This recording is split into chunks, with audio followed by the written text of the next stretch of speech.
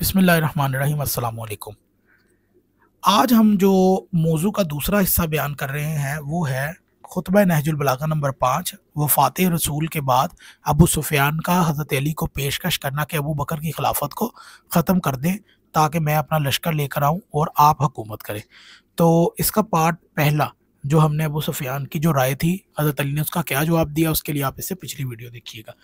اب اس سے آگے یہ بیان کرتے ہیں کہ اس موقع پر امیر المومنین کی خاموشی مصلحت اور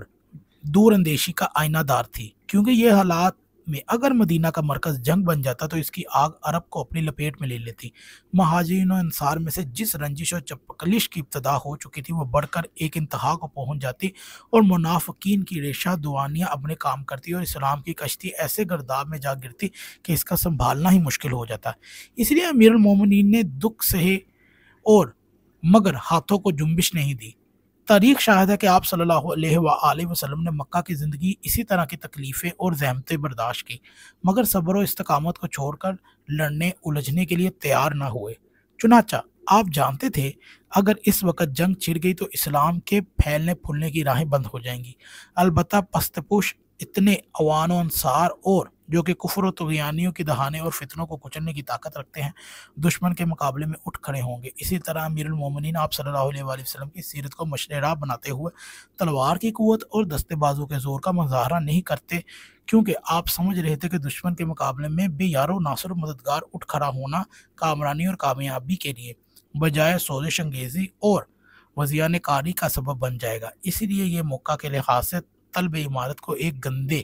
پانی اور گلے میں پھنس جانے والا لقمہ سے تشبیہ دی۔ چنانچہ جن لوگوں نے چینا جپٹی کر کے اس لقمہ کو چھین لیا اور ٹھونس ٹھونس کر اسے نگل لیا، ان کے گلے میں یہ لقمہ اٹک کر رہ گیا، نہ نگلنے بنتا تھا اور نہ یہ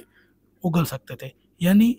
نہ تو وہ اسے سنبھال سکے جیسا کہ ان کی لرگشوں سے ظاہر ہے جو اسلامی حکام کے سلسلے میں کھائی جاتی تھی، اور نہ یہ پھندا گلے سے اتار کر تیار ہوتے تھے۔ پھر اسی مطلب کو دوسرے الفاظ میں یوں بیان کیا جائے کہ اگر میں اس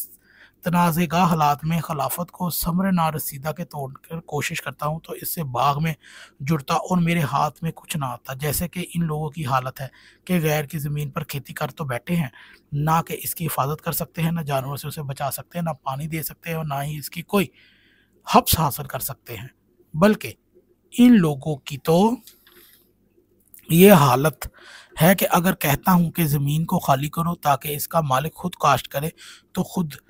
نگاشت کرے تو یہ کہنے لگتے ہیں کہ یہ کتنے حریص اور لالچی ہیں، اور چپ رہتا ہوں تو یہ سمجھتے ہیں کہ موت سے ڈر گئے۔ بھلا یہ بتائیں کہ یہ کس موقع پر ڈرا اور کب جان بچا کر میدان سے بھاگا؟ یہاں پر اگر آپ غور کریں تو حضرت علی ان لوگوں کو سنا رہے ہیں، اہل سنت جو نام نہاد ہے ان کو بھی سنا رہے ہیں اور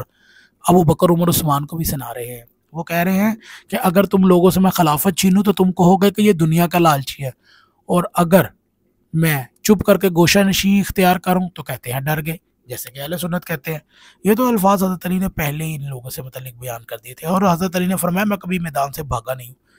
جبکہ یہ چھوٹا بڑا مارکا میری بے جگری کا شاہد ہے، میری جرت و ہمت کا گواہ ہے۔ تلوار سے کھیلے اور پہاڑوں سے ٹکرا کر وہ موت سے نہیں ڈرتا، میں تو موت سے اتنا مانوس ہوں کہ بچہ ماں کی چھاتی سے مانوس ہوتا ہے۔ سنو، میرے چپ رہنے کی وجہ وہ علم جو پیغمبر اکرم نے میرے سینے میں درید فرمایا ہے، اگر ابھی سے ظاہر کر دوں تو تم سرس سمیع و مضطرب ہو جاؤ، کچھ دن گزرے تو تم میری خاموشی کی وجہ جان لو گے اور میری آنکھوں سے دیکھ لو گے اسلام کے نام سے کیسے کیسے لوگ اس مسند پر آ بیٹھے اور کیا کیا تباہیاں مچائیں گے۔ میری خواہش اور خاموشی کا یہی سبب ہے کہ یہ ہو کر رہے گا، ورنہ بے وجہ خاموشی نہیں کرتا میں۔ تو یہ تھا حضرت علی کا ایک خطبہ اور اس کی تفسیر کہ حضرت علی نے ان لوگوں کو کیا جواب دیے۔ اگر آپ کو یہ ویڈیو اچھی لگے تو اس سے ضرور شیئر کیجیے گا۔